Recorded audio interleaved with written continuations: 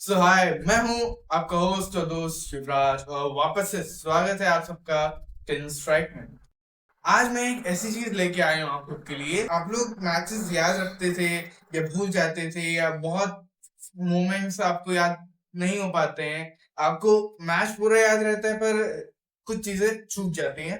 तो आज मैं एक ऐसी चीज लाया हूँ आप लोग के लिए, greatest comebacks of cricket history. आज हम इन क्रिकेट हिस्ट्री में बहुत सारे मैचेस हुए हैं और उन मैचेस में हम लोग बहुत ग्रेटेस्ट बैक्स की बात करने वाले हैं जो हम लोग भूल चुके होंगे या हम लोग नहीं जानते कि उसके अंदर भी क्या चीजें हुई थी या उस मोमेंट में, उस मैच के मोमेंट में क्या क्या हुआ। आज हम उन मैच की डिटेल्स में बात करने वाले हैं। तो शुरू करने से पहले आप लोग को मैंने पिछले वीडियो में बताया था कि मेरा फेवरेट कमेंटेटर मैं आपको नेक्स्ट वीडियो में बताऊंगा। हिस्सा बराबर याद रखते हो। तो मेरा फेवरेट कमेंटेटर जतिन सप्रू है। क्या बात है सर, क्या बात है सर, क्या बात, ये बात है। तो शुरू करता हूँ तुरंत, वीडियो को लंबा नहीं करूंगा। तो लेट्स बिगिन।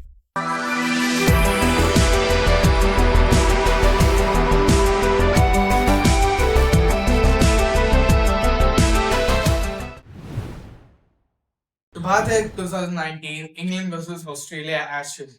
एशेज एक ऐसी सीरीज होती है जो हम लोग, जैसे इंडिया पाकिस्तान का मैच होता है तो हम लोग जो एग्रेशन में, जो इंजॉयमेंट में हम लोग देखते हैं, तो सेम वहां भी होती है। और जब पहली इनिंग्स हुई ऑस्ट्रेलिया की, ऑस्ट्रेलिया 179 रन बनाई और जोफ्रा आर्चर ने 6 विकेट लिए। सबको लग रहा था कि इंग्लैंड बहुत अच्छी बैटिंग करेगी, बहुत अच्छा फाइटिंग स्कोर देगी या कुछ डिफेंड करेगी, पर उल्टा पड़ गया सब कुछ। इंग्लैंड आउट हो जाती है 67 रन पे।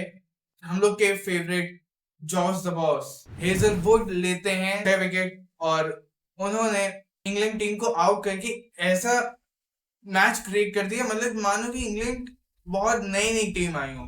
आप सोच नहीं सकते इंग्लैंड में जाके आप इंग्लैंड को आउट ऑल आउट कर रहे हो, तो बहुत बड़ी बात है। तो इंग्लैंड आती है बॉलिंग करने वापस से और ऑस्ट्रेलिया वापस से बैटिंग करती है। थर्ड इनिंग्स उनकी शुरू होती है। तो अब ऑस्ट्रेलिया बनाती है 248 रन और इंग्लैंड के पास टोटल टारगेट होता है 358 रन का। इंग्लैंड आती है बैटिंग करने अपने फोर्थ इनिंग्स के लिए और जैसे ही मैच शुरू होता है तो तुरंत इंग्लैंड के बैट्समैन वापस से आउट होना शुरू हो जाते हैं। पूरी टीम जैसे ताश के पत्तों की तरह एकदम बिखर जाती है और वापस से सबको लगने लगता है कि शायद आज हम हार चुके। वापस से हिस्ट्री क्रिएट नहीं हो पाएगी कि इंग्लैंड कभी ऑस्ट्रेलिया से जीतेगी, उनको हराएगी कभी, पर ऐसा नहीं हुआ। क्या क्या बात कर रहे हैं? एक प्लेयर, एक इंसान, एक ऐसा आता है इस टाइम पे, बेन स्टोक्स, जिसने मैच का ऐसा पलटा जो हम लोग कभी सोच नहीं सकते थे। ऐसा क्लचर है वो इंसान, हम लोग सोच नहीं सकते थे उसने ऐसी पारी खेल दी जो कोई बैट्समैन नहीं खेल सकता उस प्रेशर पे, उस मोमेंट पे।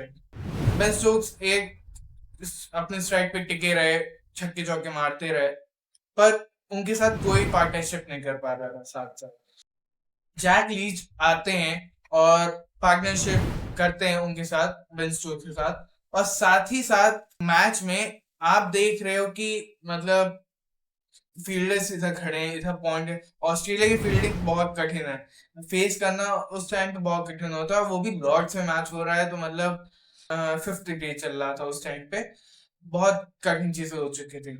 तो जैक लीच साथ खड़े होते हैं और जब भी उनकी बैटिंग आने वाली होती है तो वो, एक मजाक की बात थी कि वो जब भी बॉल फेस करने वाले होते थे तो अपने ग्लासेस निकाल के वो पहले साफ करते थे, उसके बाद वो बॉल को ही फेस करते थे। बेन स्टोक्स अपनी तरफ से छक्के चौके मारते रहे। टोटल उन्होंने 8 छक्के 11 चौके मारे बिना किसी रिस्क लिए।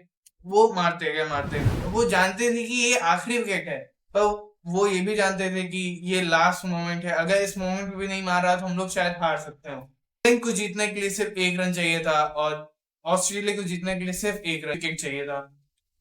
बेन स्टोक्स के पास जैसे ही गेंद आती है वो तरफ मारते हैं और वो डायरेक्ट बॉल जाती है बाउंड्री की तरफ और ऐसे फैंस खड़े होते हैं और बेन स्टोक्स ऐसा चेयर करते हैं जैसे लग रहा हो कि एक कोई सिनेमा चल रहा हो। ऐसा सब कुछ क्रिएट हो जाता है, आप आज भी देखोगे जो it's a cinema.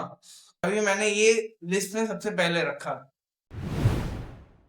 Australia toss जीतती है और बैटिंग चुनती है और बैटिंग करने आती है। पहले इनिंग्स में ऑस्ट्रेलिया बनाती है 369 रन। इंडिया के बॉलर्स यंगस्टर्स होते हैं, शार्दुल और नटराजन दोनों 3-3 विकेट लेते हैं। उसके बाद आती है इंडिया की सेकेंड इनिंग। इंडिया में भी कोई अच्छा परफॉर्मेंस नहीं होता, रोहित शर्मा भी आउट हो जाते हैं जल्दी, गिल भी आउट हो जाते हैं। और उसके बाद मिडिल ऑर्डर और लोअर ऑर्डर ये दोनों टिकते हैं। लॉर्ड शार्दुल और वॉशिंगटन सुंदर, इन दोनों की हाफ सेंचुरी से इंडिया थोड़ा आगे बढ़ी।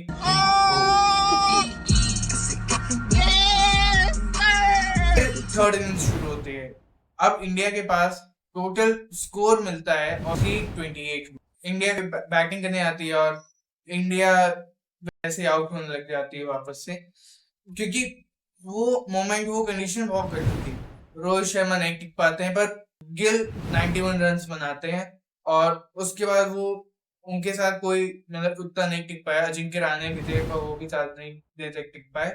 उसके बाद शार्दुल ने हाफ सेंचुरी मारी, जबकि उनका वो डेब्यू मैच था। नटराजन के लिए भी डेब्यू मैच था, पर उन दोनों का बहुत अच्छा परफॉर्मेंस हुआ उस मैच में।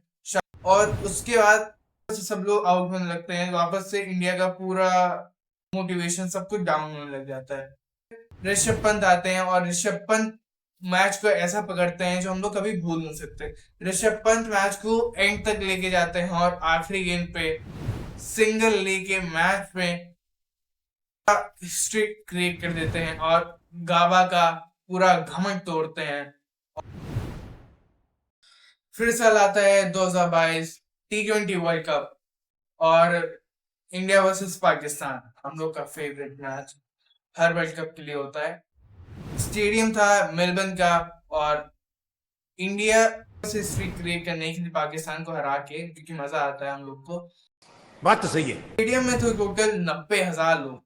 90,000 लोग, भाई सोच लो कितने ज्यादा लोग होते हैं। आप सोच नहीं सकते, एक एक इंसान का चेहरा नहीं आप देख पाओगे जब आप मैच खेल रहे होगे। इंडिया टॉस जीतती है और इंडिया टॉस जीत के बॉलिंग चुनती है। पाकिस्तान बैटिंग करने आता है और पाकिस्तान बनाती है 159 रन। स्कोर होता है, हम लोग को भी लगता है कि हम लोग जीत सकते हैं, बहुत लो स्कोर है, डिफेंड कर सकते हैं। उसके बाद हार्दिक पांड्या और अर्शदीप दोनों 3-3 विकेट लिए और फिर बैटिंग करने आती है इंडिया पर। शर्मा और के राहुल दोनों आउट हो गए पहले 2-3 ओवर्स में और उसके बाद विराट कोहली आए और छक्के चौके मारे, वो भी स्ट्राइक पे टिके रहे, तो उनके साथ भी कोई टिक नहीं पाया। एंड में आते हैं हार्दिक पांड्या, सबके आउट होने के बाद हार्दिक पांड्या आए और हार्दिक पांड्या उनके साथ पार्टनरशिप बनाते हैं और दोनों स्ट्राइक रोटेट करते रहते हैं एक दूसरे को, जिससे पाकिस्तान कंफ्यूज होता है। बैटिंग पे होते हैं हार्दिक पांड्या।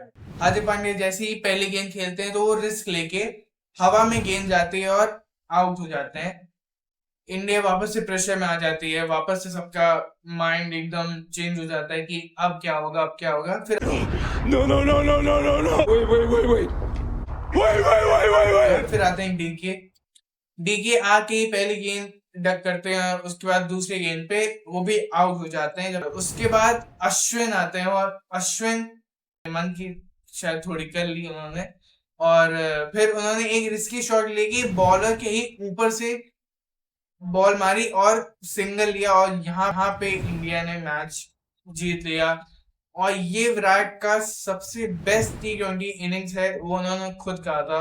और का दिन था, उस दिन क्या गिफ्ट दे दिया था इंडिया ने उन सबको। बताइएगा आपको इन तीनों में सबसे अच्छा मोमेंट कौन सा लगा और साथ ही साथ शेयर कीजिए, सब्सक्राइब कीजिए और नेक्स्ट वीडियो में नई चीज लेके आऊंगा। तब तक के लिए स्टे ट्यून, बाय।